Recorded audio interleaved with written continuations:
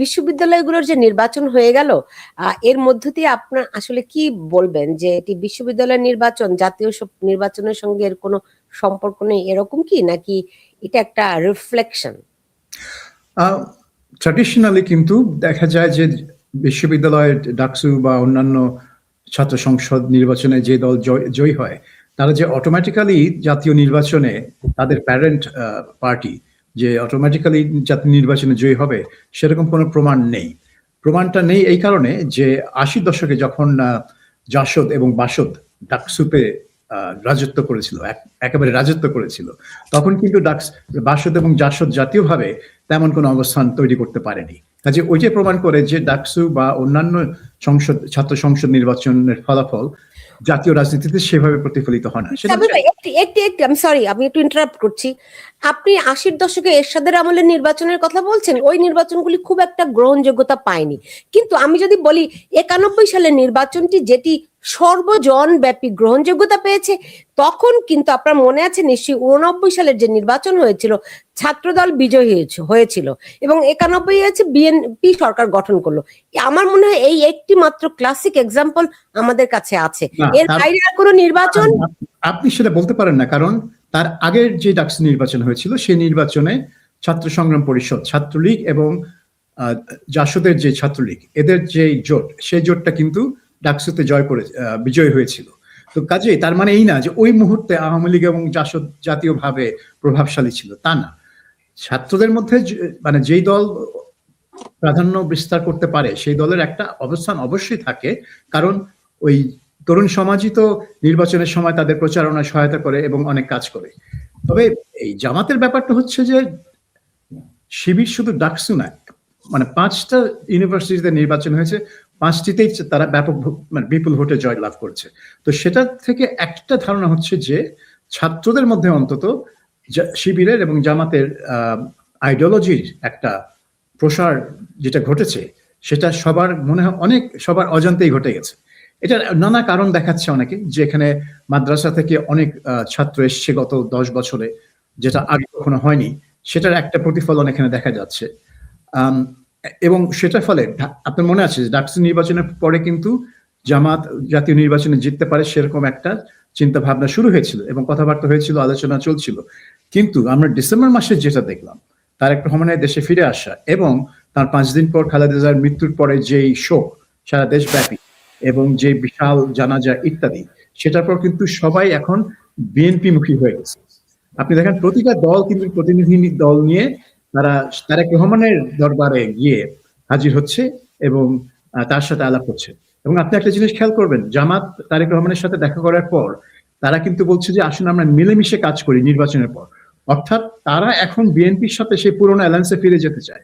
নির্বাচনের পরে আবার তারা একসাথে কাজ করতে চায়। তার মানে কি, আওয়ামী লীগ নাই দেশে বা নির্বাচনে অংশগ্রহণ করছে না, জামাত আর বিএনপি যদি একসাথে কাজ করে তাহলে পার্লামেন্টের বিরোধী দল কে?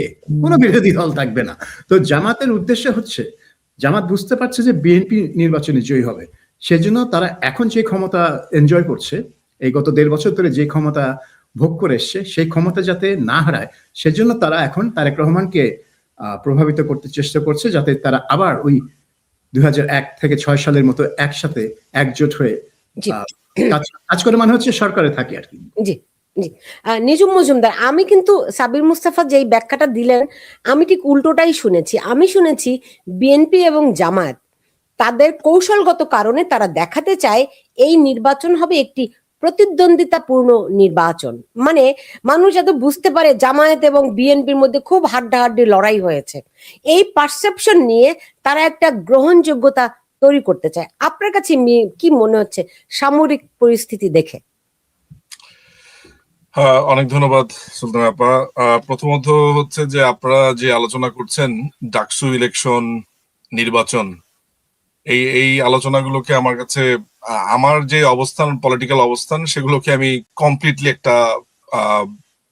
আমি মনে করি যে একটা আননেসেসারি আলোচনা আমার জন্য। এই কারণে আমার জন্য আননেসেসারি, কারণ আমি মনে করি যে বাংলাদেশকে সম্পূর্ণভাবে দখল করা হয়েছে, একটা দখলদার বাহিনী বাংলাদেশকে শাসন করছে, অবৈধ একটা সরকার এখানে আছে।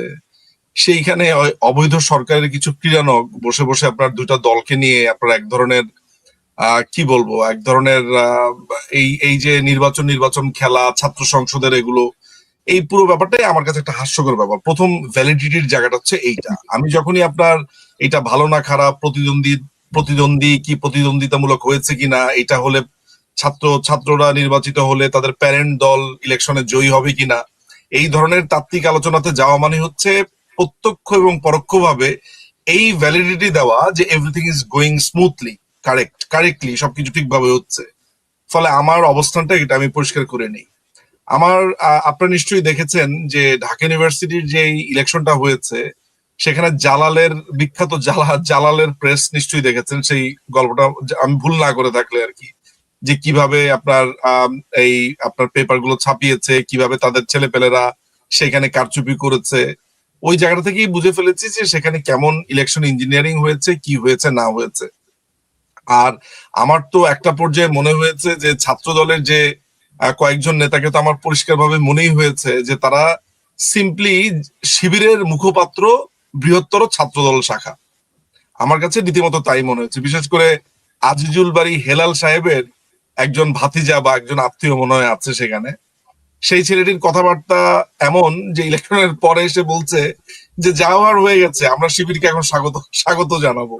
তো আমার কাছে মানে খুব ইন্টারেস্টিং লেগেছে পুরো ব্যাপারটা হচ্ছে যে ধরেন যেইখানে একটা ইলেকশন হচ্ছে আমরা আর মামুরা এবং নিজেরা একজন আরেকজনের পিঠ চুলকে দিচ্ছে, সেইখানে আপনার এই ডাকসু ইলেকশন নিয়ে আমার কোনো ধরনের গভীর বিশ্লেষণও নাই। আমি শুধু স্পষ্ট এটা মনে হয়, যেটা আমি মনে করি সেটা হচ্ছে যে এই অবৈধ এই দখলদার বাহিনী এরা এই দেশে চেপে বসেছে। তারা যেটা চাচ্ছে সেটা হচ্ছে সিম্পলি, আমি যেভাবে উপর থেকে জিনিসটাকে দেখি, আপনারা যেমন ছাত্র দেখেন, আমি এদেরকে দেখি রেড গার্ড দেখি। আপনি জানি না আপনি রেড গার্ডের কথা মনে আছে কিনা। মাও সেতুং এর সময় আপনার এই মাও সেতুং যখন এই চায়নাতে লং মার্চ করে আপনার শহরে চলে এসেছিল, তার প্রায় 10-15 বছর মাথাতেই তার একটা ছাত্র সংগঠন বানায়, এটা নাম হচ্ছে রেড গার্ড। এই ছাত্রগুলোকে সে লেলিয়ে দিয়েছে এবং সে বলেছে যে পুরনো ধ্যান ধারণা তার সবকিছু ভেঙে ফেলতে হবে, পুরনো চিন্তা, পুরনো ভাবনা, পুরনো অভ্যাস, ব্লা ব্লা ব্লা ব্লা, এরকম করে সে 4টা মূল জায়গা থেকে সরে আসতে হবে। সেইখানকার ছাত্রগুলোকে যা দেখা গেছে, আমি এগুলোর কপি দেখতে পাচ্ছি। এখন কি দেখতে পাচ্ছি? টিচারদেরকে অপমান করা, কাউকে রাজনীতি করতে না দেওয়া, কে কোন গান গাইবে, কে কোন বাদ্যযন্ত্র বাজাবে সেটা ডিকটেশন দেওয়া। ঐতিহাসিক যে রেড গার্ডের যে সন্ত্রাসী ছাত্র সংগঠন চায়নাতে যা করেছে, আমি বরঞ্চ ওদেরকে এইভাবে করতে দেখি। আপনি একটা কথা চিন্তা করে দেখেন যে ডাকসুতে ইলেকশন হয়েছে, সেখানে বাংলাদেশের সবচাইতে বড় রাজনৈতিক দলের কোনো প্রতিনিধি নাই, তাদের কোনো অংশগ্রহণ নাই। এইটাকে আপনি ইলেকশন বলতে পারেন আসলে, বা ইলেকশন হয়? এতদিন তো তারা এটা বলে এসেছে যে আওয়ামী লীগ একা একা ইলেকশন করছে, আওয়ামী লীগ আপনার নৈরাজ্য তৈরি করেছে, একনায়ক শাসন তৈরি করেছে। ওই যারা এই কথাগুলো বলেছে, এতদিন ধরে অভিযোগ দিয়েছে, তারা ঠিক একই কাজই করছে। মানে সেই প্যাটার্নটা যদি আপনি লক্ষ্য করেন, যদি তাদের কথাই আমি ধরি, তাহলে তো পুরো ব্যাপারটাই হয়ে গেছে এমন যে এই জিনিসটাই তারা চেয়েছিল। ফলে আমি আসলে এই ডাকসুর ইলেকশন, এই গভীর তত্ত্ব, সেটা নিয়ে আমার একেবারে কোনো আগ্রহ নাই। সাবির মুস্তফা, যদি একটু নিজুম মজুমদারের সঙ্গে একটু হালকা অ্যালাইন্ড হয়ে বলি যে দেখুন, সালাউদ্দিন আহমেদ গতকাল বললেন, আপনি জানেন যে কারওয়ান বাজারে স্বেচ্ছাসেবক দলের একজনকে হত্যা করা হয়েছে, গুলি করা হয়েছে, রাইট? গুলিতে তিনি মারা গেছেন। তো সালাউদ্দিন আহমেদ বললেন যে এটি একটি বিচ্ছিন্ন ঘটনা। ঠিক যেরকম এই নির্বাচনের পরে, মানে বিশ্ববিদ্যালয়গুলোর নির্বাচন পরে, বিশেষ করে জগন্নাথের নির্বাচনের পরে যখন বলা মানে যে ঠিক আছে যা হওয়ার হয়ে গেছে, এইভাবে করে যে পাশ কাটিয়ে, আপনার কি মনে হয় যে বিএনপি জাস্ট যেন তেন ভাবে কোনোভাবে এই সময়টা পার করে ক্ষমতায় যেতে চাইছে এবং সেটির ফায়দা নেয়ার জন্য জামাত প্রস্তুত আছে? বিএনপিতে যে কোনো মূল্যে পরিস্থিতি শান্ত রেখে নির্বাচন হোক, এইটা নিশ্চিত করতে চায়, তা নিয়ে আমার কোনো সন্দেহ নাই। এবং আপনি যে বললেন সালাউদ্দিন আহমেদের কথা, কিন্তু তারপরে কিন্তু আবার মির্জা ফখরুল একটা ভিন্ন কথা বলেছে। মির্জা ফখরুল আবার বিবৃতি দিয়ে বলেছে যে এই হত্যাকাণ্ড অন্তর্বর্তী সরকারকে অস্থিতিশীল করার জন্য করা হয়েছে। অর্থাৎ তিনি এই মোবাশ্বের উনার হত্যাকাণ্ডের সাথে ওই ওসমান হাদির হত্যাকাণ্ডটাকে যদিও মুখে বলছেন না, কিন্তু এক ধরনের প্যারালাল টানছেন, যে ওইটাকে বলা হয়েছিল যে পরিস্থিতি ঘোলাটে করার জন্য, নির্বাচন বানচাল করার জন্য ওসমান হাদিকে হত্যা করা হয়েছে। এখন মির্জা ফখরুল বলছেন যে অন্তর্বর্তী সরকারকে অস্থিতিশীল করার জন্য এই স্বেচ্ছাসেবক লীগের লোককে হত্যা করা হয়েছে। এন্ড ফানি ব্যাপার হচ্ছে কি, তিনি প্রথম না, গত 7 দিনে 9 না 10 জন লোক নিহত হয়েছে বাংলাদেশে, টার্গেটেড কিলিং। এবং তার মধ্যে কিন্তু 2 না 3 জনই হচ্ছে বিএনপির কর্মী। তো বিএনপি কর্মী একদিকে, তারপর তার মধ্যে 3 জন আছে হিন্দু সম্প্রদায়ের লোক, এবং তারা হিন্দু বলে তাদেরকে মারা হয়েছে না অন্য কোনো কারণে সেটা আমি জানি না, পরিচয় যা দেখা যাচ্ছে বিএনপির লোক, হিন্দু আর ব্যবসায়ী। তো এদেরকে কেন বাছাই বাছাই করে হত্যা করা হচ্ছে সেটাও একটা চিন্তার বিষয়। কিন্তু এ নিয়ে কোনো সন্দেহ নেই যে বিএনপি চায় না এই মুহূর্তে কোনো কিছু হোক যেটা নির্বাচনের এই ট্রেনটাকে লাঞ্ছিত করে দিক, কারণ তারা মনে করছে তারা ক্ষমতায় যাবে। যে কারণে আমি একটু আগে বলছিলাম যে জামাত অলরেডি অ্যানাউন্সমেন্ট দিয়ে বসে আছে যে ইলেকশনের পরেই তাদের সাথে বসে আমরা একটা বন্দোবস্ত করব, মানে ক্ষমতার ভাগাভাগিটা নির্বাচনের পরে হবে সেই ঘোষণা জামাত অলরেডি দিয়ে বসে আছে। এখন আমরা বিএনপির তরফ থেকে কিছু শুনতে পাইনি। তবে এই এই হত্যাকাণ্ড আমারও মনে হয় না এটা বিচ্ছিন্ন ঘটনা, কারণ একটার পর একটা ঘটছে। সেটা বিচ্ছিন্ন হয় কিভাবে, কিন্তু কেউ মুখ ফুটে সাহস করে বলছে না যে এখানে কিছু একটা হচ্ছে, কারণ সবাই চায় এটাকে ইগনোর করতে। ওসমান হাদি তিনি অনেক রাজনীতি হয়ে গেল যে বিএনপি যে এরকম স্ট্রেইট, তারা মনে করছে নির্বাচন হলেই তারা জিতবে। এই যে স্ট্রেইট চিন্তাটা তাদের সঠিক পরিকল্পনা কি তারা আছে? হ্যাঁ, কারণ আপনি দেখেন সম্প্রতি যেই ওপিনিয়ন মানে জনমত জরিপ যেগুলো বেরিয়েছে সেখানে দেখা যাচ্ছে 65 থেকে 70% লোক মনে করে যে বিএনপি জয়ী হবে।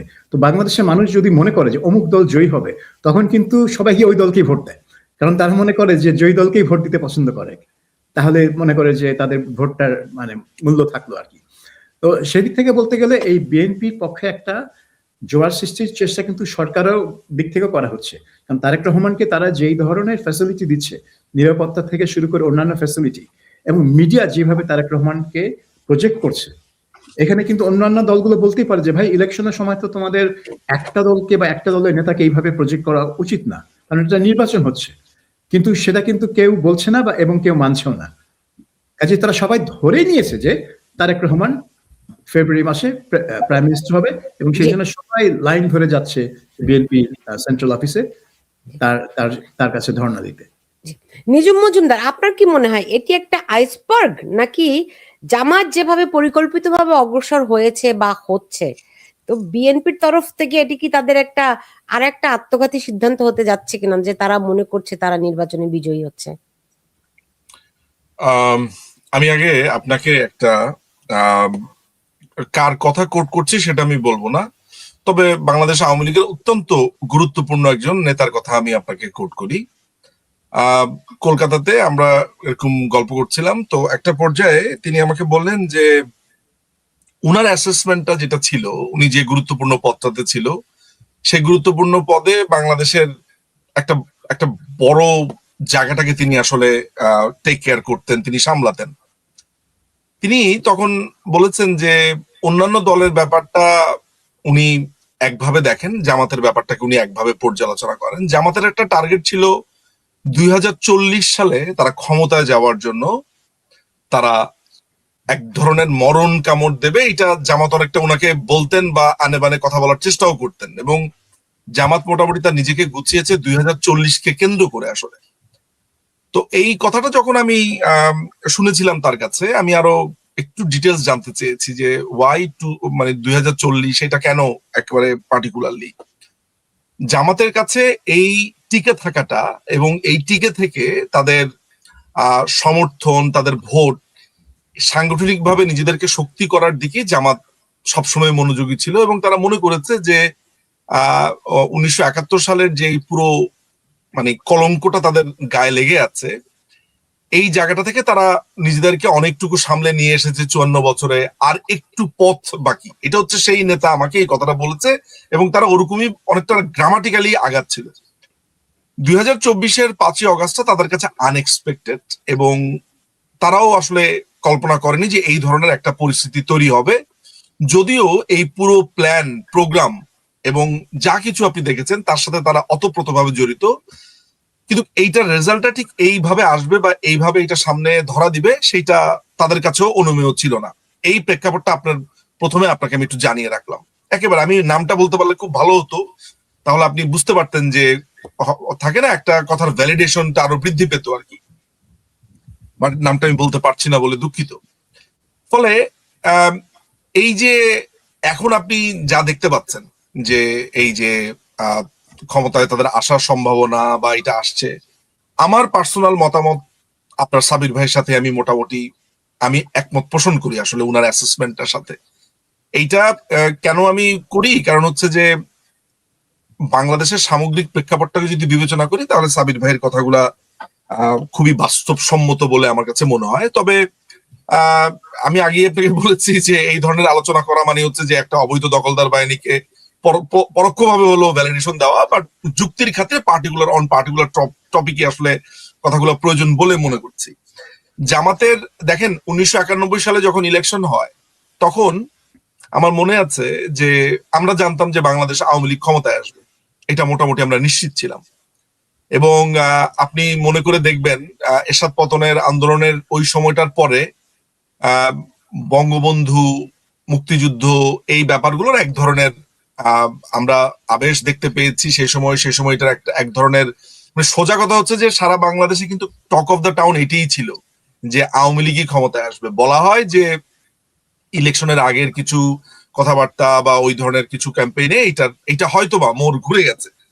আপনি খেয়াল করে দেখবেন যে তারেক রহমান আসার আগ পর্যন্ত বাংলাদেশের রাজনীতির এক ধরনের অবস্থা ছিল, সেখানে জামাতের এক ধরনের আধিপত্য আপনি লক্ষ্য করে দেখবেন সেটা ছিল। তারেক রহমান আসার পরে যে বিএনপির পক্ষ থেকে যে শোডাউনটা হয়েছে, যেই মানুষজনকে তারা সেখানে আনতে পেরেছে, এবং আপনি আরেকটা জিনিস লক্ষ্য করে দেখবেন যে মধ্যবিত্ত যেই শিক্ষিত অংশটা যারা আছে তারা যেই জিনিসটা আমি লক্ষ্য করেছি সেটা যে এই যে রাজাকারদের উৎপাত, এই যে মুক্তিযুদ্ধকে মুছে দেওয়া, এই যে আমি রেড গার্ডের কথা একটু আগে বলেছি, অর্থাৎ এই যে স্টুডেন্টদের যে চরম ভাবে বেয়াদপি, এই যে বৈষম্য বিরোধী বলেন, তারপর সংবিধানকে পরিবর্তন করে দেওয়া, এই যে জুলাই সনদ নামের একটা মানে সিম্পলি এক ধরনের মাস্তানি, এটাকে মাস্তানি সনদও বলা যেতে পারে। মানে এই পুরো টোটাল জিনিসটার জন্য ওদের একটা একটা রেস্টের জায়গা ছিল, একটা শ্বাস নেওয়ার একটা জায়গা তারা হয়তোবা চিন্তা করছিল। সেই জায়গাটা আমার কাছে মনে হয়েছে যে বিএনপি আসার পরে মানুষ চিন্তা করছে না মন্দের ভালো হলো, হয়তোবা মুক্তিযুদ্ধটা একেবারেই শেষ হয়ে যাবে না, কিছুটা টিকে থাকবে, এই ধরনের একটা কথাবার্তা। ধরেন আমার এখনকার অ্যাসেসমেন্টার কন্টেন্ট মানে অ্যাসেসমেন্টের আমার উপাদানগুলো কি, সামাজিক যোগাযোগ মাধ্যম, টিভিতে মানুষকে যা বলতে দেখি, কমেন্টে যা বলতে দেখি, সেগুলোর উপরে বেস করেই এক ধরনের রেজাল্ট বা এক ধরনের চিন্তা বা টানার চেষ্টা করি আমি। সেই জায়গা থেকে আমি আপনাকে এটা বলতে পারি যে ডেফিনেটলি এখনো পর্যন্ত বাংলাদেশ আওয়ামী লীগ যদি রাজনীতির মাঠে না থাকে তাহলে সাংগঠনিকভাবে বিএনপি বা বিএনপির যে সমর্থক আছে সেটা বেশি, এটা নিয়ে আমার মনে হয় না কোনো রকমের সন্দেহ থাকা উচিত। সেটা বাংলাদেশ আওয়ামী লীগের পরে, যেহেতু বাংলাদেশ আওয়ামী লীগ নাই, ফলে স্বাভাবিকভাবে বিএনপির সম্ভাবনাটা আমি দেখি। যে আলোচনাটা হচ্ছে সেই আলোচনাটা ঠিক যেভাবে হচ্ছে ইন সাম কনটেক্সট, আপনি যেটা আলোচনা শুরুতে বললেন যে ছাত্র সংসদ ইলেকশন গুলোতে তারা যেই মেকানিজমটা করেছে, আমার কাছে মনে হয় যে তার কিছুটা হলেও আমরা এই চেষ্টাটার একটা একটা একটা একটা প্রচেষ্টা আমরা ইলেকশনের সময় দেখতে পারি। হ্যাঁ, সেটা একটা ভালো ধরনের সম্ভাবনা আছে। জামাত ক্যাডার ভিত্তিক রাজনীতি করে আপনি জানেন, এবং সেটার একটা বড় ধরনের সম্ভাবনা আমি দেখতে পাই। একটা জিনিস আমার মনে হয় বলে নেওয়া ভালো, সেটা হচ্ছে যে জামাতের কিন্তু আসলে হারানোর কিছু নাই। এই 50 বছরের রাজনীতির পরে তারা যে রেটরিকটা ছিল তাদের রাজাকার, আলবদর, খেয়াল করে দেখেন আজকে ওপেনলি বাংলাদেশে বলা হচ্ছে আমি রাজাকার, ওপেনলি বলা হচ্ছে যে মুক্তিযোদ্ধাদের বিচার করতে হবে। আমি তখন অহরহ দেখতে পাচ্ছি যে মুক্তিযোদ্ধারা নাকি বিহারীদেরকে হত্যা করেছে, মুক্তিযোদ্ধারা নাকি, মানে সোজা কথা হচ্ছে যে এই যে আপনার মুক্তিযুদ্ধের যেই পুরো হোল স্পিরিটটা, সেইটাকে ঠিক যেভাবে জামাত আক্রমণ করেছে এবং সেটার জন্য কোনো প্রতিরোধ নাই, এই জায়গাটাই আমি জামাতের জামাতের তরফ থেকে জামাতের এটি আমার কাছে বিজয় মনে হয়, কারণ ওরা কিন্তু এই ইলেকশনটা থেকেও সবচেয়ে বড় মনে করেছে যে বাংলাদেশে ওদেরকে যে রাজাকারের মিথ সেইটা ভেঙে তারা একটা জায়গাতে দাঁড়ানো, তারা এটা মনে করছে। কিন্তু আপনাকে আমি এইটাও বলে রাখা ভালো যে আমার এই ক্ষুদ্র জীবনে আমি বাঙালিকে যতটুকু চিনেছি, বাংলাদেশিদেরকে যতটুকু চিনেছি, জামাত আমৃত্যু চেষ্টা করলেও আসলে এই রাজাকারের এই বন্ধনী থেকে তারা মুক্ত হতে পারবে এটা আমি মনে করি না। পুরো সিচুয়েশনটাই এমন দমবন্ধকর একটা সিচুয়েশন, অ্যাপারেন্টলি আপনার কাছে এমন মনে হলেও আমার কাছে মনে হয় এন্ড অফ দ্য ডেতে জামাতকে মানুষ আসলে ঘৃণাই করে। এবং যদি আজকে শুধুমাত্র বাংলাদেশ আওয়ামী লীগের কথা বাদ দেন, জাতীয় পার্টি যদি ধরেন একটা শক্তিশালী জায়গাতে দাঁড়া থাকতে পারতো, আমরা যেরকম ভাবে এক্সপেক্ট করি জাতীয় পার্টিকে, তাহলেও আমার মনে হয় যে সেকেন্ড লার্জেস্ট ভোটটা তারাই পেত। কিন্তু আনফর্চুনেটলি জাতীয় পার্টি ইলেকশনে আসতে পারবে কিনা বা তাদের যে পুরো হোল রাজনৈতিক কাঠামো সেটা দুর্বল হওয়ার কারণে জামাতকেই শেষ পর্যন্ত হয়তো বা মনে করতে পারছি যে তারা অনেকগুলো সিট পেতে পারে, হাড্ডাহাড্ডি লড়াই হবে। আদারওয়াইজ আপনি আজকে যদি ধরেন আপনি এইভাবে কল্পনা করেন যে আজকে আওয়ামী লীগ ইলেকশনে আসতে পারছে, আপনার কি মনে হয় যে জামাত 10টার বেশি আসন পেত বা জামাতের পক্ষে এটা সম্ভব হতো?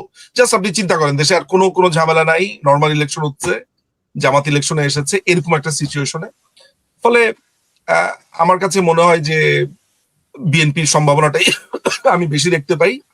জামাতের জন্য ইলেকশনটা জেতা না, জামাত তার যে পুরনো লজ্জাজনক ইতিহাস সেটা থেকে দাঁড়ানোটাই জামাত সবচেয়ে বড় জয় মনে করে, মানে বলে মনে করে। এটা আমার মনে হচ্ছে ওদের কথাবার্তায় বা চিন্তা চেতনায়। সাবির ভাই, আপনারও কি মনে হয় যে জামাতকে দিন শেষে মানুষ ঘৃণাই করে?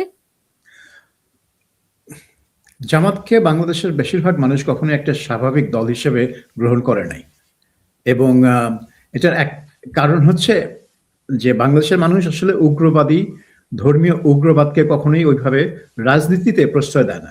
তারা হয়তো নিজেরা মানে ব্যক্তিগত জীবনে খুবই ধার্মিক, তারা হয়তো রাত জেগে ওই ওয়াজ মাহফিলে যায়, বিভিন্ন বয়ান শুনে, কিন্তু যখন ভোট দেওয়ার সময় আসে তখন কিন্তু তারা কোনো উগ্র রাজনৈতিক দলকে ভোট দেয় না, সেটা ধর্মীয় উগ্রবাদ হোক বা রাজনৈতিক উগ্রবাদ হোক।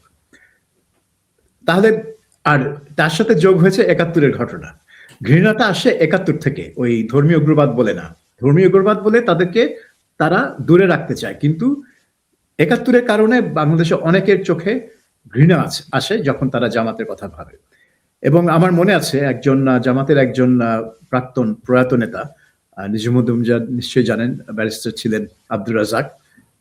তার সাথে আমার একটা আলাপ হচ্ছিল, তিনি আমাকে জিজ্ঞেস করেছিলেন যে জামাতকে স্বাভাবিক দল হিসেবে ফিরে আসতে কি করতে হবে। এটা হচ্ছে 2009 সালের কথা, 2009 সালের জানুয়ারি, হ্যাঁ, ওই 2008 সালে নির্বাচনের পর।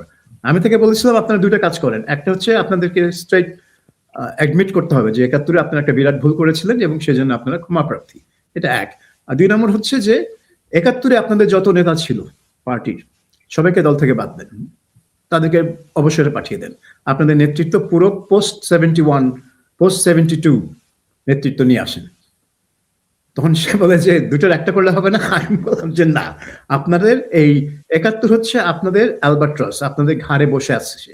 এই ৭১-কে আপনারা যতদিন ফেলতে না পারবেন ততদিন আপনারা স্বাভাবিক রাজনৈতিক দল হিসেবে গৃহীত হবেন না, এবং এটার জন্য এই দুইটা কাজ আপনাকে করতেই হবে। কিন্তু দেখেন আজ পর্যন্ত কিন্তু জামাত তারা স্বীকারই করে না যে তারা ভুল করেছে। এবং নিজু মজুমদার যেটা বলছে, এই 2024-এর গণঅভ্যুত্থানের ফলে কি হয়েছে, তারা ভুল স্বীকারের পথে যতটুক গিয়েছিল তার থেকে শুধু ফিরেই আসেনি, এখন উল্টা একটা থিওরি নিয়ে আসছে যে সবকিছুই হচ্ছে ভারতের নকশা, এবং এমনকি গণহত্যাও, বুদ্ধিজীবী হত্যাও করেছে ভারতীয়রা। এই মুক্তিযুদ্ধের প্রয়োজনই ছিল না আসলে, হ্যাঁ, এটাই বলছে। হ্যাঁ, এবং বুদ্ধিজীবী হত্যাও করেছে ভারতীয়রা। আমি এটাও শুনেছি টক শোতে যে ডিসেম্বরের ৮ তারিখের পর থেকে নাকি পাকিস্তান আর সেনাবাহিনী কোনো নিয়ন্ত্রণই ছিল না ঢাকায়। আমি তখন ঢাকায়, তো আমি জানি কে নিয়ন্ত্রণ করছে না করছে। আমার এখনো মনে আছে, আমার বয়স যদিও খুব কম, 13 বছর হয়নি তখনও, কিন্তু আমার অনেক মেমোরি আছে 71 নিয়ে। সো জামাত এখন আরো উল্টো, মানে কাউন্টার অ্যাটাকে চলে গেছে। কোথায় তারা অ্যাডমিট করবে, কোথায় তারা নিজেদেরকে বিশুদ্ধ করবে, যেটা পরিশুদ্ধ না কি করবে। ওই কর্নেল অলি আহমেদ যেটা বলেছেন, জামাত এখন পরিশুদ্ধ দল, সেই জন্য তাদের সাথে জোটে গিয়েছি। তো ওনারা তো পরিশুদ্ধ তো দূরে থাক, তারা উল্টা তারা একটা রিভিশনিস্ট পথে নেমেছেন। সো এটা আমি ফুললি এগ্রি করি নিজে মজুমদারের সাথে যে এই পট পরিবর্তনটা জামাতের জন্য সবচেয়ে সুবিধাজনক হয়েছে। তাদের ভোটটা একটা টোটালি পাল্টে দেওয়ার জন্য একটা সুযোগ সৃষ্টি করে দিয়েছে।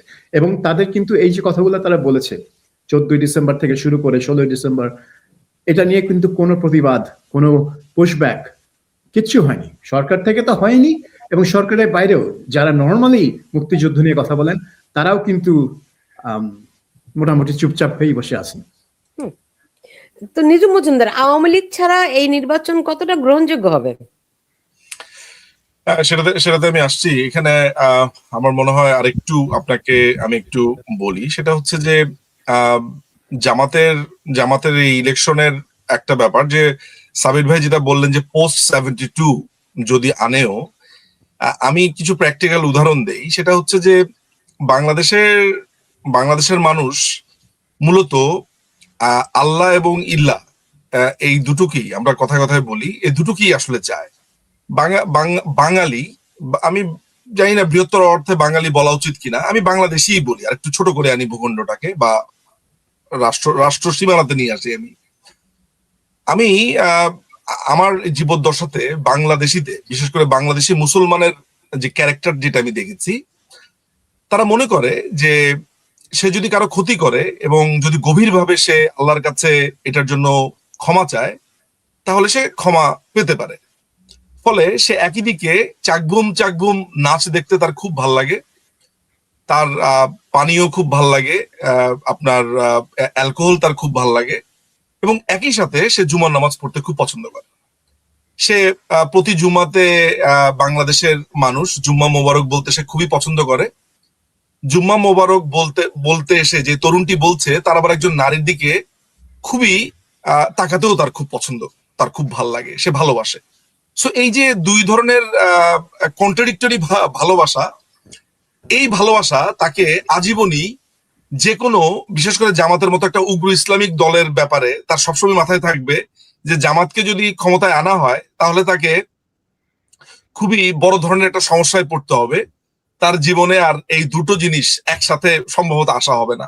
আমি গতকালকে একটা পারিবারিক এক আড্ডার ভেতরে আমরা খাওয়া দাওয়ার পরে যখন সবাই বসে গল্প করছি, তখন সেখানে খুবই আধুনিক একজন তরুণী, তিনি বলছেন, মুক্তিযুদ্ধের কথা তিনি বলছেন না, তিনি বলছেন জামাতকে ভোট দিব না, জামাতকে ভোট দিলে বোরকা পড়তে হবে, উনি বোরকা পড়ার ভয় জামাতকে ভোট দিবে না। তো এই যে আমি কেন হাসলাম, এই কারণে হাসলাম যে আমরা আমাদের যে চিন্তা ভাবনার যে আমাদের যেই স্কেল গুলো, সেই স্কেল গুলো খুবই ভেরি ইন্টারেস্টিং আসলে। হ্যাঁ, তো তিনি ভয় পাচ্ছেন। এই জিনিসটাকে যদি আমি একটু বৃহত্তর ভাবে অনুবাদ করতে চাই, তাহলে জামাতের ব্যাপারে বা ধর্মভিত্তিক দলগুলোর ব্যাপারে এক ধরনের ভীতি বাংলাদেশের মানুষের আছে। এটা শুধু যে বাংলাদেশের প্রেক্ষাপটে না, এটা বৈশ্বিক প্রেক্ষাপটে, তারা তো দেখে এসছে। সো দেখেন, আমরা যত দিন ধরে যতবার এই কালচারাল বিপ্লব থেকে সরে এসেছি, আমাদের কালচারাল টোনগুলো আমাদের ফেইড হয়ে গেছে, ততবারই আসলে এই ধর্মভিত্তিক দলগুলো আমাদের দেশে জেকে বসেছে। আপনি জামাতের আলোচনা করছেন, আমি তো বাংলাদেশে হেফাজতের উত্থান দেখে খুবই অবাক হয়েছিলাম 2013 সালে। আমার তো মনে আছে, সাবির ভাই আপনার মনে আছে কিনা জানি না, আমরা একটা সেম টক শোতে ছিলাম মনে হয় সাইদির ফাঁসির পর এটিএন বাংলাতে। হ্যাঁ মনে আছে। এটিএন বাংলাতে আমার মনে আছে, এটা 27শে ফেব্রুয়ারি ছিল। আমরা রাতে একটা টক শো দেখেছিলাম, সাবির ভাইয়ের, আমি ছিলাম, এখানে আরেক ভদ্রলোক ছিলেন। আমি কিন্তু সেই দিনের তাণ্ডবের কথা ভুলতে পারি না আসলে, হেফাজত, তারপরে Jamaat Islami. So end of the ডেতে আমার কাছে যেই জায়গাটা মনে হয় সেটা হচ্ছে যে এখানে জামাতের কি জনপ্রিয়তা বাড়ছে বা জামাত কি মানুষের সামনে চলে এসেছে, এই আলোচনাগুলো যখন আপনি একটা টেবিলে আনেন, একটা আলোচনাকে আমি স্থান দিতে পারি, সেটা হচ্ছে যে মুক্তিযুদ্ধের সময় সেই যে অপরাধগুলো করেছে, এইটার তার একটা শিল্ড দরকার ছিল। এই 24-এর এই পুরো ঘটনাটার, এই জঙ্গি হামলার পরে তার শিলটা হয়েছে এমন যে আমরা তো আসলে কোনোদিনই মুক্তিযুদ্ধের বিরোধিতা করিনি, মুক্তির বিরোধিতা করিনি। আমরা ভারতের জিঞ্জিরে আটকাতে চাইনি। পিন্ডির জিঞ্জির থেকে কি ভারতের সামথিং একটা বলে মনে হয়, ওদের তো নানান ধরনের শব্দ হচ্ছে। তো এই জিনিসটা তারা বলার সুযোগ পেয়েছে, যেটা সাবির ভাই বলেছে, যে যেই ক্ষমা, যে অপরাধ তারা কনফেস করার জায়গা ছিল, সেটা থেকে তারা এই ঘরটাতে তারা একেবারেই দূরে সরে গিয়ে এখন তাদের ওই পজিশনটাকেই তারা আওয়ামী লীগকে আনতে চায়, অর্থাৎ তারা যে পজিশনটা ছিল সেই পজিশনে তারা বারবার আওয়ামী লীগকে আনতে চায় এবং আওয়ামী লীগকে ওইভাবে করে। ফলে আমার কাছে মনে হয় যে জামাতের জনপ্রিয়তা বাড়েনি। বাংলাদেশে কালচারাল বিপ্লব, বাংলাদেশে বই পড়া, চিন্তা, এই শিল্প বিপ্লব বলছি, সাংস্কৃতিক বিপ্লব, এইটা যখনই স্তীমিত হয়েছে, আপনি তখনই ইসলামিক দলগুলোকে, বা ইসলামিক দল আমি বলবো না, এরা তো আসলে ইসলামিক দল না, ইসলামিক দল বললে ইসলামের অপমান করা হয়, এই মৌলবাদী দলগুলো মূলত সুযোগ পেয়েছে। আপনি তাই এগুলাকে সিঙ্গল আউট করে ভাবছেন যে এদের মনে হয় জনপ্রিয়তা বেড়েছে। আপনি 90-এর দশকে কল্পনা করতে পারতেন যে জামাতে এই পজিশনে থাকবে? এটা আপনি ওই মানুষগুলো কোথায় গেছে? তাদেরই তো সন্তানরা এখন জেনজি হয়েছে নাকি? ওই সময় যারা তরুণ ছিল তাদেরই তো আমাদেরই সন্তান, আসলে আমরা ওই সময় আমাদেরই তো সন্তান এখন জেনজি হয়েছে। তো আমাদের ব্যর্থতার দায়ভার পুরোটাই ব্যর্থতা আমাদের উন্নাসিকতা, আমাদের উদাসীনতা, আমাদের ল্যাক অফ সেন্স, কালচার, এই প্রত্যেকটা জিনিসকে ধারণ করতে না পারার কারণেই আজকে আপনাকে আলোচনা করতে হচ্ছে জামাতের ব্যাপারে। অথচ একটা সভ্য দেশে জামাতের মতো দল, আপনি ইংল্যান্ডে লুনাটিক একটা পার্টি আছে, মনে হয় লুনি পার্টি আছে, এদেরকে দেখে মানুষ হাসে, এদেরকে নিয়ে কখনো কেউ ইলেকশনে জেতার কথা ভাবে না। জামাতের পজিশন ছিল লুনি পার্টির মতো। So it is very unfortunate যে আজকে আমরা সিপিবি কে আমরা শক্তিশালী করতে পারিনি, আমরা বাম মোর্চাকে শক্তিশালী করতে পারিনি তাদের অর্বাচীন রাজনীতির কারণে, আমরা জাতীয় পার্টিকে শক্তিশালী করতে পারিনি। সেগুলোর দায় তো আমাদের আছে নানান ভাবে। বিএনপি ঠিকভাবে রাজনীতি করেনি। ফলে আমার কাছে মনে হয় এই জায়গাটাও একটু দেখার বিষয় আছে দর্শকদের জন্য, ভাবার বিষয় আছে। সাবির ভাই এবং নিজুম মজুমদার, আপনারা দুজনেই বললেন আসলে আগামী নির্বাচন যদি হয় তাহলে বিএনপির জয়ের সম্ভাবনা আছে। সাবির ভাই বাজি ধরতে পছন্দ করেন, সেই সুযোগে একটু আমি বলি, বাজি ধরবেন না? আমিও বাজি ধরি, বাজি ধরবেন নাকি? আমার ধারণা, আমি যতটুকু দেখতে পাই, এতে করে নির্বাচনে মানে 12ই ফেব্রুয়ারি যদি সত্যি নির্বাচন হয়, আমার এখনো সন্দেহ আছে নির্বাচন হবে কিনা। যদি হয় তাহলে জামাত বিজয়ী হবে। সাবির ভাই। আচ্ছা, আমি বাজি ধরেছিলাম যে ডিসেম্বর 25 তারিখে তারেক রহমান দেশে ফিরবে কিনা। আমি বলেছিলাম হ্যাঁ ফিরবে, 1000 টাকা, যে যার সাথে বাজি সে 1000 টাকা দিবে। তো আপনার সাথে কোথায় ডলারে করতে হবে বাজিটা? হ্যাঁ করেন। আমি বলবো যে হ্যাঁ 12 তারিখ নির্বাচন হবে, সেখানে জামাত জিতবে, কারণ এটাই হচ্ছে ডক্টর ইউনূসের মানে সম্মানসূচক এক্সিট পথ। এইটা না হলে তিনি সম্মানের সাথে এক্সিট করতে পারবেন না। এবং ডক্টর ইউনূসের জন্য তার ব্যক্তিগত সম্মানটা হচ্ছে আর সবকিছুর চেয়ে সবচেয়ে বড়। এই জন্য তিনি তার এত ভালো একটা প্রোপাগান্ডা মেশিন নিয়ে তিনি সরকারের একটা প্রোপাগান্ডা মেশিন আগে এনশিওর করেছেন। তো সেই জন্য আমার মনে হয় যে 12 তারিখে নির্বাচনটা হবে এবং দেখানোর চেষ্টা করা হবে যে এটা সুষ্ঠু হয়েছে। এবং যারা অবজারভার আসবে ইউরোপিয়ান ইউনিয়ন থেকে, তারা হয়তো আওয়ামী লীগ যে নেই এবং একটা বড় জনগোষ্ঠী যে তাদের পছন্দ মতো ক্যান্ডিডেটকে ভোট দেওয়ার সুযোগই পায়নি, সেটা বেমালুম ইগনোর করে যাবেন। এখন আপনি আমাকে একটা চিত্র আমি আপনাদেরকে দেখাই। আচ্ছা, ইলেকশন হয় নাই, কোনো কিছুই নাই, সবচেয়ে সুখে আছে কে এখন বাংলাদেশে? মানে ক্ষমতা উপভোগ করছে কারা? ক্ষমতা উপভোগ করতে হচ্ছে জামাতে ইসলামী এবং এনসিপির এই টোকাইগুলো। এখন এই আপনি জাস্ট যদি হিসাবটা এইভাবে দেখেন যে এই টোকাইরা মানে কোন লজিকটা এই জায়গাতে খাটবে যে ওরা মনে করবে যে একটা ইলেকশনের আসলে প্রয়োজন রয়েছে, কারণ ওদের যে হানিমুন পিরিয়ড এটা তো কেটে যাবে যদি বিএনপি ক্ষমতায় আসে। এবং একই সাথে জামাতে ইসলামীও জানে, সাবির ভাই কেন কনফিডেন্টলি বলছে, কারণ এটাই হচ্ছে খুবই একেবারে বাস্তব চিত্র যে ইলেকশন হলে বাংলাদেশ আওয়ামী লীগের পরে বৃহত্তর রাজনৈতিক দল বিএনপি তারা আসবে। ফলে এরকম একটা মধু চন্দ্রিমা থেকে তারা যেতে চাইবে কেন? যদি তারা ইলেকশনে আসে, সেই ক্ষেত্রে আমি সুলতান আপার ওই কথাটা আমি বুঝতে পারছি যে এইটার তারা একটা মরণ কামড় দেওয়ার চেষ্টা করবে এই কমফোর্ট জোনটাকে রাখার জন্য। এখন দেখার বিষয় হচ্ছে যে এই কমফোর্ট জোন রাখার যেই মরণ কামড় তারা দিবে, এইটা আসলে বিএনপি কিভাবে প্রতিরোধ করতে পারে। This is the case. আপনারা অন্য কিছু নিয়ে চিন্তা না করলে হবে যে এই যে জামাতের যে একটা প্রবল চেষ্টাটা হবে ইলেকশনে, এইটাকে আসলে কিভাবে ডিল করবে। কারণ আমি যেটা দেখতে পাচ্ছি যে প্রশাসন এবং জামাতের পক্ষে কিন্তু শুধু জামাত একা কাজ করছে না, জামাতের পক্ষে এই যে 8 দল তারা করেছিল, চরমোনাই, হেফাজত, এরা যদিও বিভিন্ন সোর্স থেকে বলছে যে হেফাজত এটা করবে না, সাহায্য করবে না, বা এটা করবে না, হোয়াট এভার, কিন্তু আমার কাছে কিন্তু মনে হচ্ছে যে আইদার আপনার ইলেকশনটা ক্যান্সেলও হয়ে যেতে পারে কোনো ঘটনা চক্রে, তা না হলে ইলেকশন ইঞ্জিনিয়ারিং এর মানে এই দখলদার বাহিনীর মধ্যেও যে ইঞ্জিনিয়ারিং, সেই জায়গাতে জামাতের একটা বড় ধরনের প্রচেষ্টা থাকবে। তবে তবে আমার কাছে মনে হয় যে শেষ পর্যন্ত সুলতান আপার বাজিতে হারার সম্ভাবনাটাই প্রবল। আপনি একটু বাজি বললেন নিজুম ভাই। সাবির ভাইয়ের সঙ্গে আমার বাজি, কারণ আমি সাবির ভাই বলছেন বিএনপি জিতবে, কিন্তু আমি স্পষ্টতই কিছু ইলেকশন ইঞ্জিনিয়ারিং দেখতে পাচ্ছি।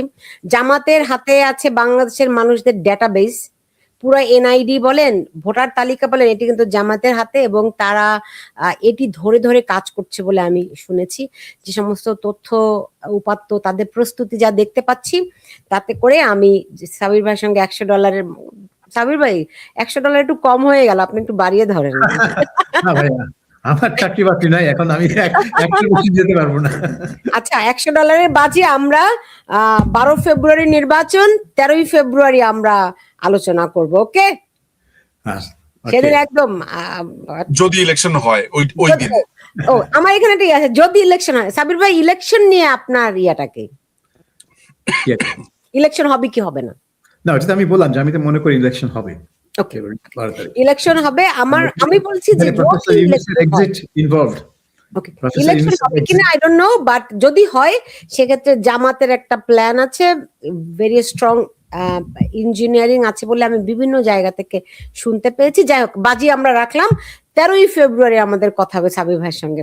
আচ্ছা, এইবার বলেন যে ধরেন 91 সালের নির্বাচনে, আমার কিন্তু মনে আছে 91 সালের নির্বাচনটা আমার খুব ভালো করে মনে আছে, যদিও আমার বয়স কিন্তু বেশি না, হ্যাঁ, কিন্তু আমার মনে আছে তখন আওয়ামী লীগের লোকজন তো তারা খুব কনফিডেন্ট ছিলেন, এমনকি তারা মন্ত্রিসভা গঠন করে ফেলেছিলেন, তাদের সাপোর্টাররা পাড়ায় পাড়ায় মহল্লায় মহল্লায় রং কিনে রেখেছিলেন যে তারাই তো জিতবেন। ইভেন বিএনপি হয়তো কল্পনাও করেনি তারা জিতবে, এরকম একটা অবস্থায় কিন্তু আওয়ামী লীগ হেরে গিয়েছিল। সো এরকম একটা সারপ্রাইজ নিজুম মজুমদার দেখেন না এইবার নির্বাচনে? প্রশ্নটা কি আমাকে নাকি সাবির ভাই? আপনাকে বললাম, ছোট্ট করে বলেন, সময় প্রায় শেষ।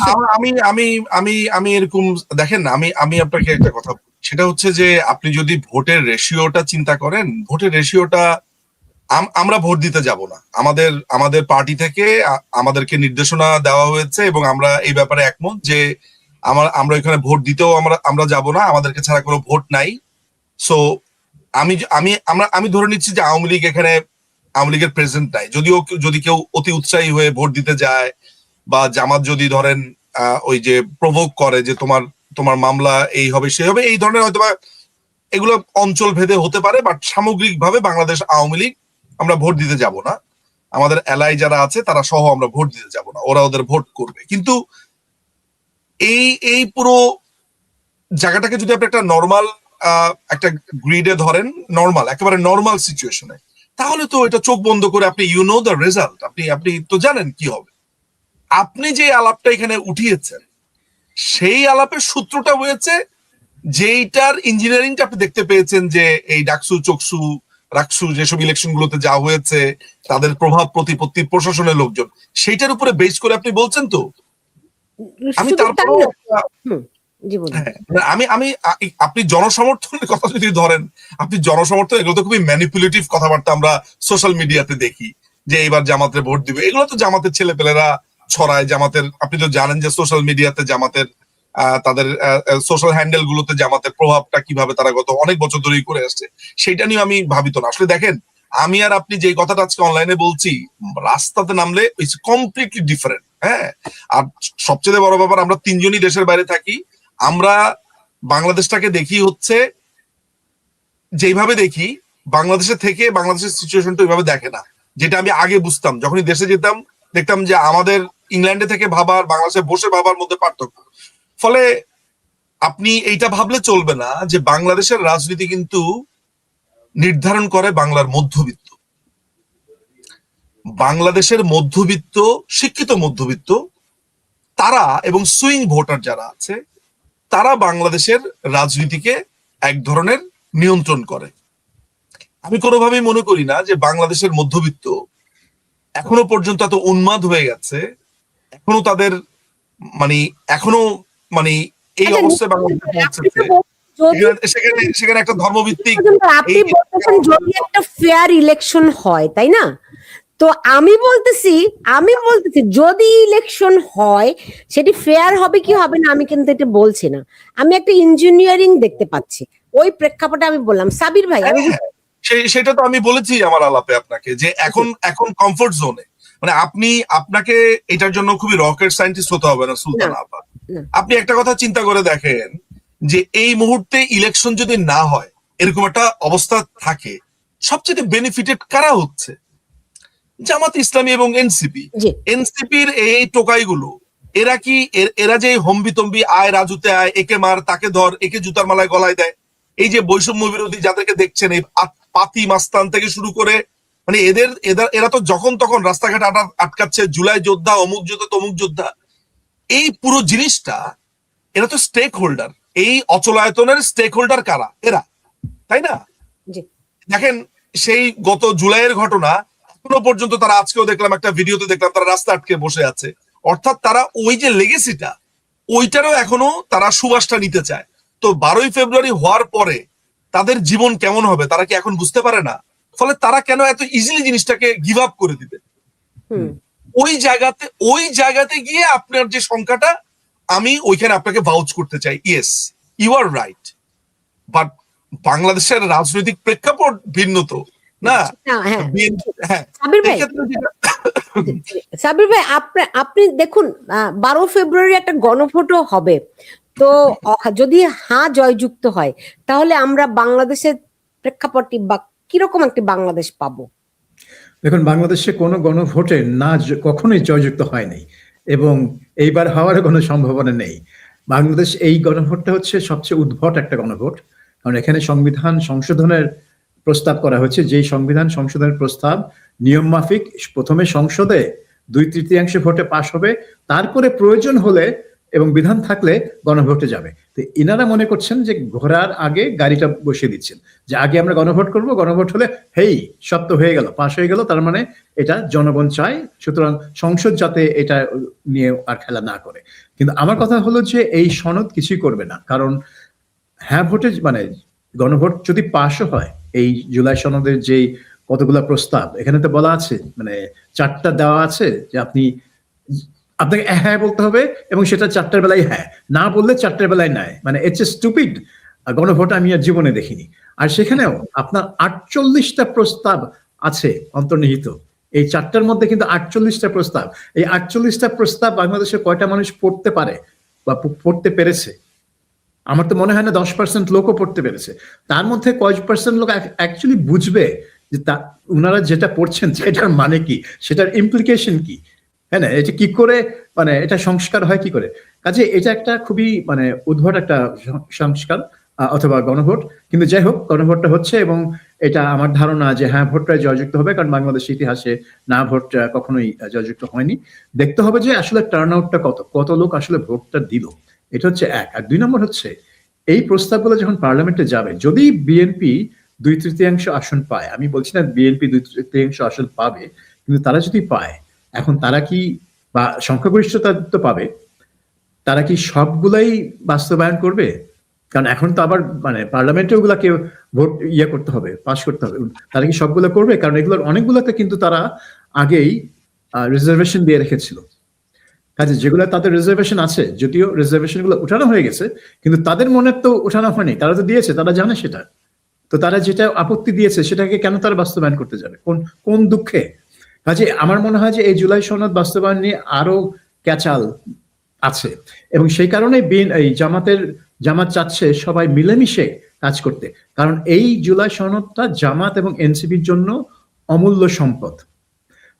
তারা মনে করে যে এটা বাস্তবায়ন হলে তাদের একটা রাজনৈতিক বন্দোবস্ত হবে এবং তাদের কিছু আইডিওলজিক্যাল বিষয় এখানে অ্যাড্রেস করা হয়েছে, কিন্তু এটা যখন সংবিধানের অংশ হয়ে যাবে, এখানে কিন্তু অনেক তাদের আইডিওলজিক্যাল ব্যাপার স্যাপারও এখানে চলে আসবে। কাজেই তারা খুব খুব মানে চাচ্ছে যে এটা সংবিধানের অংশ হোক, এবং সেটার জন্য জামাত যদি মনে করে যে তারা নির্বাচনে জিততে পারবে না, তাহলে তাদেরকে বিএনপির সাথে মিলেমিশে কাজটা করতে হবে, কারণ এই জিনিসটা তাদেরকে সংবিধানে ঢুকাতে হবে।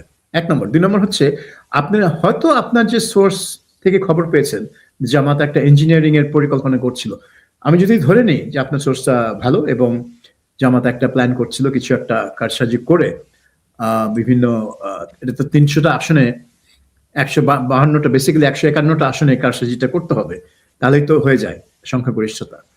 কিন্তু আমার মনে হয় যে ডিসেম্বরে যেটা দেখলাম আমরা 25 তারিখে তারেক রহমানের আগমনের সময় যেই জন উচ্ছ্বাস রাজপথে, আর খালেদা জিয়ার মৃত্যুর পরে যেই গণশোক, এইটার পরে আমার মনে হয় জামাতের পক্ষে এই কারসাজি করে নির্বাচন জেতাটা খুবই রিস্কি হয়ে যাবে, কারণ তারা এখন জানে যে বিএনপি রাজপথে লাখ লাখ মানুষ নিয়ে আসার স্বাদটা পেয়ে গেছে, এবং বিএনপি যদি হারে নির্বাচনে, বিএনপি জানবে যে এটা তারা কারসাজি করে তাদেরকে হারানো হয়েছে, এবং সেটা তারা মেনে নিবে না। কাজে জামাতকে এখন নতুন কৌশল নিতে হচ্ছে, সেটাই হচ্ছে আসুন আমরা 5 বছর মিলেমিশে একসাথে কাজ করি। জি, লজিক্যাল। আমি শেষ করব, নিজুম মজুমদার, এই যে এত কিছু হচ্ছে, তো আওয়ামী লীগ কি করছে? তাদের তো কোথাও টু শব্দটিও দেখছি না। আওয়ামী লীগ কি করলে মনে হয় যে টু শব্দের সমান্তরাল হতে পারতো? ধরেন অ্যাটলিস্ট একটা মুখপাত্র নির্বাচন করে দিত যে এই আমাদের নেতা কথা বলবেন। শেখ হাসিনা তো আছেনই। কিংবা ধরেন রাজপথে যদি তারা 2-1টা মিছিল টিছিল, বড় ধরনের শোডাউন টোডাউন করতেন। হ্যাঁ, এই যে এত কিছু বাংলাদেশে ঘটে যাচ্ছে, দেখি না তো। ওয়েল, আপনি বাংলাদেশের এখনকার পরিস্থিতি আপনি জানেন। আমরা 5ই অগাস্টের পর থেকে আমাদের অসংখ্য নেতাকর্মী, আমাদের কাছে একটা অ্যাপ্রক্সিমেট হিসাব আছে, আমাদের প্রায় 4.5 লাখ কর্মীকে বিভিন্নভাবে বিভিন্ন জায়গা থেকে গ্রেফতার করা হয়েছে। আমাদের শুধু কারাগারেই মারা গেছে, আমি যদি অগাস্ট মাস পর্যন্ত, এখন পর্যন্ত আমি আপনাকে বলতে পারি, নভেম্বর পর্যন্ত আমি হিসাবটা দেখেছি, আমাদের প্রায় কারাগারে মারা গেছে, খুব ভুল না করে থাকলে প্রায় 42 জন থেকে 45 জনের মতো শুধু কারাগারে মারা গেছে। আমাদের 120 জনের উপরে এমপি কে গ্রেফতার করে রাখা হয়েছে। আমি তো আপনাকে 4.5 লাখ থেকে 5 লাখ গ্রেফতারের কথা বললাম। এর মধ্যে বাড়িঘর জ্বালিয়ে দেওয়া, ব্যবসা প্রতিষ্ঠান দখল করা, জমি জমা দখল করা থেকে শুরু করে একটা একটা ভয়ঙ্কর অবস্থার মধ্য দিয়ে বাংলাদেশ আওয়ামী লীগ পার করছে। এটা শুধুমাত্র বাংলাদেশ আওয়ামী লীগ বলে এখনো পর্যন্ত তারা টিকে আছে এবং টিকে থাকবে, যেহেতু সাংগঠনিকভাবে তৃণমূলটা খুবই শক্ত বাংলাদেশ আওয়ামী লীগের, এবং একটা দীর্ঘ সময়ের আপনার রাজনৈতিক অভিজ্ঞতা সম্পন্ন একটা দল। ফলে এই নেতৃত্বের এই ভয়াবহ শূন্যতার সময়ও তারা নিজেরাই নেতৃত্ব দিয়ে একজন আরেকজনকে টিকিয়ে রাখছেন। আমি হয়তো আপনাকে বলবো না, আমার মতো ধরেন আমি এই দলের আমি এই দলের যদি বুদ্ধিবৃত্তিক চর্চার একটা অংশ আপনি আমাকে মনে করেন, আমি সেই অংশ। আমিও এখন অ্যাক্টিভলি আজকে রাজনীতিতে আসতে হয়েছে, বা অ্যাক্টিভলি রাজনীতির মাঠে এসছি, সময় আমাকে এই জায়গাতে নিয়ে এসছে। আমার কোনো ইন্টেনশন থাকুক বা ইন্টেনশন না থাকুক, ডাজন্ট ম্যাটার, সময় আমাকে আজকে এই জায়গাতে নিয়ে এসছে। তো এরকম অসংখ্য তরুণ, যুবক, তরুণী, যুবতী তারা আজকে এই জায়গাতে এসছে। ফলে আপনাকে এখন আর আমি জিজ্ঞেস করছি না যে আমি আসলে কি করব, আমি জানি আমাকে এখন কি করতে হবে, ধরা যাক। ফলে মাথায় রাখতে হবে। ফলে এরকম একটা জায়গাতে আমরা, এর মধ্যে আমাদের লাস্ট কর্মসূচি লকডাউন, শাটডাউন এগুলো ছিল। ইলেকশনের ব্যাপারে দলীয় নেতৃবৃন্দদের মধ্যে আলোচনা হচ্ছে, কথাবার্তা হচ্ছে।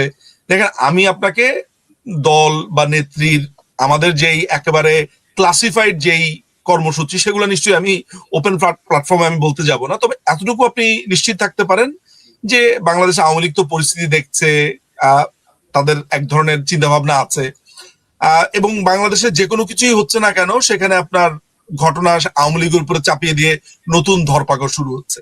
ফলে এইরকম একটা রাজনৈতিক বাস্তবতাতে আপনি যেটা চান সেটা যদি আপনি পালন করতে বলেন, তাহলে আমি যেমন বারবার বাংলাদেশ আওয়ামী লীগকে প্ররোচিত করছি, বলছি, এবং আমি ভিতরে বলেন বাহিরে বলেন বলছি, সেটা হচ্ছে যে সশস্ত্র বিপ্লব ছাড়া আপনি এইখানে কিছু করার জায়গা আমার কাছে সীমিত মনে হয়। আমার কথা আপনার কেমন শোনাবে, আমার কথা আপনাকে মনে হতে পারে সে নকশাল আন্দোলনের কথা বা সরবরাহ পার্টির কথা, বন্দুকের নলি, ক্ষমতার উৎস। আমি কিন্তু এই একটা জায়গাকে উজ্জ্ব রাখছি যে আমি ক্ষমতা চাই না, আমি আমার রাজনৈতিক হিস্সাটা চাই। আপনি আমাকে জয় বাংলা বলতে দেবেন না, বঙ্গবন্ধুর কথা বলতে দেবেন না, ন্যূনতম আমি মুক্তিযুদ্ধের কথা বলতে পারছি না, জান্নাতের কথা বলতে পারছি না, আপনি আমাকে পিটিয়ে শেষ করে দিচ্ছেন। আপনি 32 থেকে শুরু করে সেসব প্রসঙ্গ আমি আনলামই না। ফলে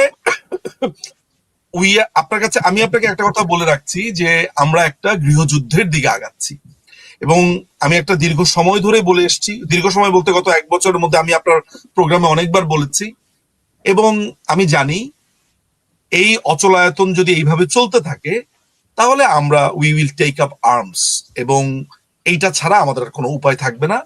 এবং সেটা এক ধরনের বলা যেতে পারে যে ওই যে আপনি কম্বোডিয়ার আপনার যদিও ওইটার প্রেক্ষাপট ভিন্ন, দেখা যাবে যে একটা পর্যায়ে আমাদের আসলে এই অস্ত্র নিয়ে গেরিলা যুদ্ধ করা ছাড়া আমাদের আর কিছু, কারণ আমরা তো আপনার এই 15-16 বছর 10 বছর এইভাবে মার খেয়ে যাব না। বাংলাদেশ আওয়ামী লীগের যেই তার যে ট্রেড, পলিটিক্যাল ট্রেড যেটা আছে, সেইটা কোনোভাবে ইন্ডিকেট করে না যে সে বসে বসে এগুলো সহ্য করবে। সো আমি কোয়াইট শিওর যে এইটা ছাড়া আমাদের রাস্তা নাই। তবে এবং আমি আপনাকে আরেকবার একটু বলে রাখি যে এটা আমার বক্তব্য, বাংলাদেশ আওয়ামী লীগের অফিসিয়াল বক্তব্য না। তাদের হয়তো বা এক ধরনের চিন্তা আছে, বাট আমি এই ভবিষ্যৎ দেখতে পাই। সো আপনি এই ইলেকশনকে আমরা ইলেকশনে মনে করি না। আমরা ইলেকশন একটা কেন 10টা হলো সেটা আমার এটা না। আমার কাজ হচ্ছে আমি রাজনীতিতে আসতে পারাটা আমার জন্য এখন সবচেয়ে বড় ভিক্টরি, এবং আমাকে যারা বার দিয়ে রেখেছে আমি তাদেরকে নিশ্চিহ্ন করে দেব এরকম একটা মন মানসিকতাই তারা আমাদেরকে এই বারবার সাপ্রেশনের মাধ্যমে তৈরি করছে। সো ভবিষ্যৎ বলবে যে আমরা আসলে কি করব। সাবির মুস্তাফা, কি ব্যাপারে?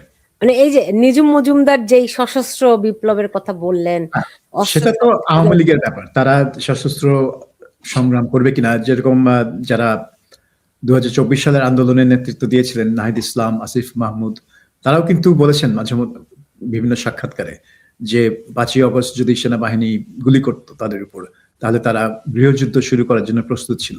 তো বাংলাদেশে এখন সবাই যদি গৃহযুদ্ধ শুরু করার জন্য প্রস্তুত থাকে, তাহলে তো কোনো না কোনো এক সময় বাংলাদেশ গৃহযুদ্ধকে চলে যেতে পারে। না সাবির ভাই, হোয়াট ইজ আপনি আমাকে বলেন, মানে provided the situation in front of you, আপনি আমাকে বলেন তো যে আপনাকে আমি ধরেন একেবারে দলবল নিয়ে আমি এগেইনস্ট দ্য ওয়াল আপনাকে আমি চেপে ধরলাম, আপনার লাস্ট অস্ত্রটা কি? আপনি আমাকে একটা কামড় দেওয়া হলেও চেষ্টা করবেন। আপনার একদম লাস্ট রিজর্ট আপনি কল্পনা করেন যে আপনি বাঁচার জন্য লাস্ট কি করবেন। সো আমি কিন্তু এই সশস্ত্র বিপ্লবটা কিন্তু নট মাই, ধরেন it's not A option, it's not a choice, এটা আমার বাঁচার জন্য আমাকে করতে হবে। সরি আমি আপনাকে ইন্টারাপ্ট করেছি একটু বলে দেওয়ার জন্য। আমি শুধু একটা জিনিস জানি যে আওয়ামী লীগ জীবনে কখনো বিপ্লবী দল ছিল না, এবং 71-এ তারা স্বাধীনতা যুদ্ধের নেতৃত্ব দিয়েছে ঠিকই, কিন্তু এটা হচ্ছে ওই যে আপনি যেটা বলছেন ওটা ছিল লাস্ট রিসোর্ট। এটা তাদের পরিকল্পনা ছিল না যে তারা সশস্ত্র বিপ্লব করে বাংলাদেশ সৃষ্টি করবে। তারা নিয়ম মাফিক, নিয়মতান্ত্রিক, গণতান্ত্রিক পথেই আগাচ্ছিল। তো এখন এটা হবে, আমি বলবো যে 1.5 বছর পার হয়ে গেছে, তারপরে যে নতুন সরকার ক্ষমতা আসবে ফেব্রুয়ারি মাসে, তাদের জন্য সামনে থাকবে এই চয়েসটা, তারা কি আওয়ামী লীগকে গণতান্ত্রিক নিয়মতান্ত্রিক পথে আবার রাজনীতিতে ফিরতে দিবে, নাকি আপনি যেটা বলছেন তাদের দেয়ালে পিঠটা যেভাবে ঠেকে আছে ঠিক সেভাবেই ঠেকিয়ে রাখবে। তখন আওয়ামী লীগের রিয়াকশন কি হতে পারে। কিন্তু আপনি এটাও জানেন যে সশস্ত্র সংগ্রাম বা এই ধরনের ভায়োলেন্সের দিকে আগালে রাষ্ট্র কিন্তু আবার তার জবাবটা সেই ভায়োলেন্স দিয়ে দিবে। তখন কিন্তু রাষ্ট্রের কাছে মানবাধিকার বা রাজনৈতিক অধিকার দাবি করার ক্ষেত্রটাও থাকে না। তো সেটাও আওয়ামী লীগের নেতৃবৃন্দকে খুব ভালো মতো চিন্তা করতে হবে যে তারা কোন পথে এগোবে। কিন্তু আমার ধারণা হচ্ছে যে আওয়ামী লীগ এই সশস্ত্র সংগ্রামের দিকে এগোবে না, কারণ তারা সেই 48 সাল থেকে তারা ওই নিয়মতান্ত্রিক দল হিসেবেই পরিচালিত করেছে নিজেদেরকে। হঠাৎ করে ক্ষমতাচ্যুত হয়ে তারা মানে অস্ত্র তুলে নিবে সেটা আমার মনে হয় না। জি জি, নিজুম মজুমদার যদি শেষ কোনো মন্তব্য করতেন শেষ করব। শেষ মন্তব্যের জায়গাটা হচ্ছে যে মানে বাংলাদেশটা একটা, আমি আমার দেশকে নিয়ে আমি এইভাবে বলতে চাই না, একদম হালে আমি যদি আপনাকে বলি সেটা হচ্ছে যে আমরা কলতলাতে কিছু ঝগড়া দেখেছি না, যে কোনো কারণ ছাড়া খিস্তি খেউর দিয়ে করে, কলতলাতে গেলে, পানি আনতে গেলে অনেকে করে। ঠিক আমি বাংলাদেশে এই ধরনের একটা টোন পাচ্ছি। যেই সাম্রাজ্যবাদের কথা বলা হয়েছে, যে ফেসিজমের কথা আমাদেরকে বলা হয়েছে, ফেসিজম আসলে যেই কন্টেন্ট গুলোর মাধ্যমে আমাদের সামনে প্রতিভাত হয়, মানে ফেসিজম বললে আমরা যেটা বুঝি, তার প্রত্যেকটা ইন্ডিকেশন আমি গত 5ই আগস্টের পরে পেয়েছি। সেখানে উগ্র র্যাডিক্যাল জাতীয়তাবাদ ছিল, সেইখানে মিলিটারি অপারেশন ছিল, সেইখানে আমি আপনার রেড গার্ডের মতো ভয়ঙ্কর রকমের অপমান অপদস্থ করার মতো ঘটনা ছিল, বুদ্ধিজীবীদেরকে, ছাত্র শিক্ষক সাধারণ মানুষদেরকে, সেটা ছিল। আমি সেখানে দেখেছি যে একটা কাল্পনিক শত্রু তৈরি করার জন্য একটা আধিপত্যবাদ, একটা কন্টেন্ট তারা তৈরি করেছে ভারতকে। গায়ে, ওই যে কলতলার কথাটা এই কারণেই বলেছি, গায়ে গায়ে লেগে আপনি ঝগড়া করছেন। আপনি এখন ক্রিকেট দলকে নিয়েও আপনার যে, তার মানে হচ্ছে কি, আপনি আপনার যেই পলিটিক্সটা করলে আপনি 2টো লাইক পাবেন, 2টো তালি পাবেন, আপনি সেইটাকে আপনি এক্সলেট করছেন আপনি আপনার এই ধরনের কাজকর্ম দিয়ে।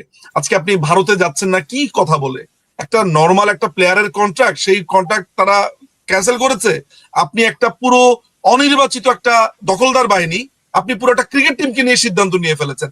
সো এগুলো হচ্ছে, যদি একটা ছোট্ট একটা সমুদ্রের মধ্যে একটা বালুকণা, আপনি পুরো দেশটাকে দেখতে পাবেন। সো এই রাষ্ট্রটা এখন 2 ভাগে বিভক্ত। একটা হচ্ছে মুক্তিযুদ্ধের পক্ষে, একটা হচ্ছে মুক্তিযুদ্ধ, তারপরে হচ্ছে যে সেকুলারিস্ট একটা সোসাইটি যেটাকে আমরা বলি, যেখানে অন্য ধর্মের সাথে অন্য ধর্ম ভেদাভেদ করে না, একটা অসাম্প্রদায়িক বাংলাদেশ আর একটা সাম্প্রদায়িক বাংলাদেশ। আমি এই 2টা বিভাজন স্পষ্ট দেখতে পেয়েছি। এই যে সাবির ভাই একটা কথা বলেছেন, আমি জানি না যে সাবির ভাই এটা মজা করে বললেন কিনা, সেটা হয়েছে যে সবাই যদি গৃহযুদ্ধের কথা বলে, এই কথাটা কিন্তু আমি একটু আমি দ্বিমত পোষণ করবো। আমরা কিন্তু খুব মজা করে বা মজার ছলে বা আমার খুব খুশিতে ঠেলায় ঘুরতে কিন্তু আমি এটা বলি নাই। আমি কিন্তু বলেছি 5ই আগস্টের পরে আমার অসংখ্য আত্মীয় স্বজনের চেহারাটাও আমি নেক্সট টাইম দেখতে চাই না, বিকজ সে তার প্রোফাইল পিকচার লাল করেছিল। যেই লোকটি এই জঙ্গি আক্রমণকে সমর্থন করেছে, আমি আমার আনটিল মাই ডেথ আমি তার সাথে কোনো সম্পর্ক রাখতে চাই না।